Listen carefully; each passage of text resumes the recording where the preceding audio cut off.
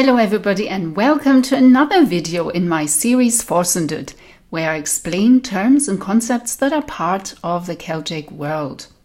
For today I picked out a topic that I often get asked about and that many people find obviously very confusing, and there's many opinions about this out there. So I figured great topic for Forsundud, which is all about getting real facts out to you. The topic I picked for today then is Gaelic. What is Gaelic? Is it the same as Irish? Or is Irish Celtic? How does this work? Gaelic is Celtic, right? As I said, there are many opinions about this out there, and I know it's confusing because which one is right? Who is right after all? You might ask yourself now, why listen to me? I don't normally brag about my academic credentials. I prefer to let my knowledge do the talking, but for those doubting Thomases out there, here goes. I hold an MA and a PhD in Celtic Studies, and I taught both modern and medieval Celtic languages at several Irish universities. Right, we got this now out of the way. Let's get down to business, okay? Let's start with a phrase that I hear a lot. It's this one: Irish is not Gaelic. True is that Irish is in fact the Celtic language used in Ireland, and that's the common usage there for Irish. It's also true that Gaelic itself as a term first appears on record in the 16th century, when it was used to distinguish the language spoken in the Scottish Highlands and Islands from the other languages spoken in Scotland.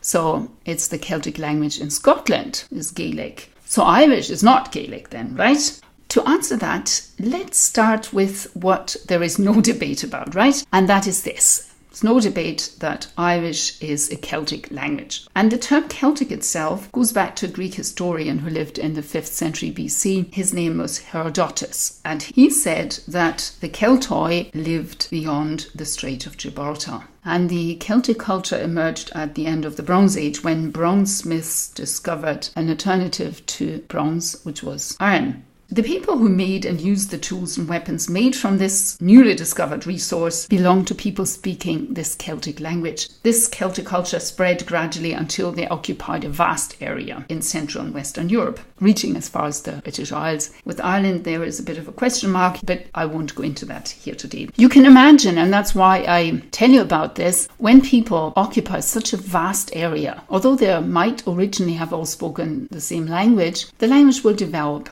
And that's not just limited to Celtic languages, of course. Just think of English and German, for example. Hard to believe that they have a common ancestor, right?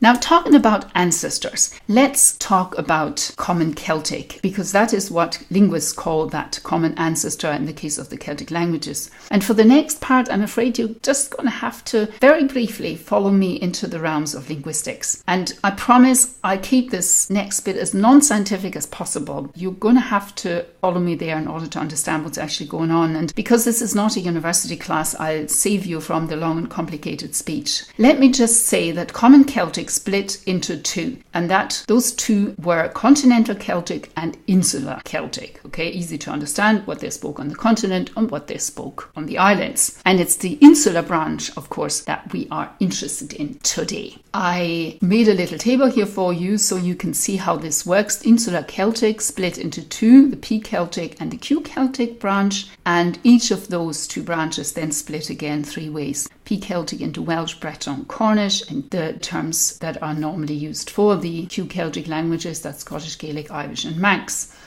But some of you might already have noticed something really important here on this table, and that is that there are two other names here for P Celtic and Q Celtic, and the Q Celtic branch is also called the Gaelic branch. And that means that Irish, at least as far as the linguists are concerned, is part of the Gaelic branch of Celtic languages, together with Scottish Gaelic and Manx. So the statement, Irish is not Gaelic, is wrong. And the linguistically correct terminology would be Irish Gaelic, Scottish Gaelic and Manx Gaelic. I'd like to add something else, which is this: what do the native speakers use? Because I can see that some of you might say, well, what do we care what linguists call this? Native speakers should know best, right? Fair enough. So let's look at it. What do the native speakers use? If we say that Irish is actually based on the term Ireland, then this is the old term for it, Eriu. So the word used by native speakers should be Eriuga, something like that. Or maybe if you prefer the modern Irish term for Ireland, that's Ede, so something like Erga. But is that actually what they use? Well, what the native speakers do use, at least in Irish, is this one, Gaeilge, which goes back to a genitive singular of Gaeilge, or in the case of Munster, Gaelin, based on an older form, Gaelin. And in the case of Scottish Gaelic, quite similar, Scottish Gaelic speakers call their language Gaelic. The facts are, Gaelic is Irish. Irish is a Celtic language and Gaelic is part of the Celtic branch of languages. And that is how it works. That's not to say that using Irish to speak about the Celtic language in Ireland would be incorrect. I do it as well, so do any other linguists I know. But you need to know that linguistically correct would be Irish Gaelic, together with Scottish Gaelic and Manx Gaelic. And the only reason that Scottish Gaelic still has returned the Gaelic part is because otherwise there might be a confusion with a dialect in Scotland, which is Scots. That's it. I hope I've cleared that up for you. If you have any question or comments, please leave them in the comments section below. And if you enjoyed this, please give it a thumbs up and share it with other people who might also be interested in knowing the real facts about Gaelic. And of course, don't forget to sign up for my channel so you get notified when I release my next video. Until then, be safe. Slán.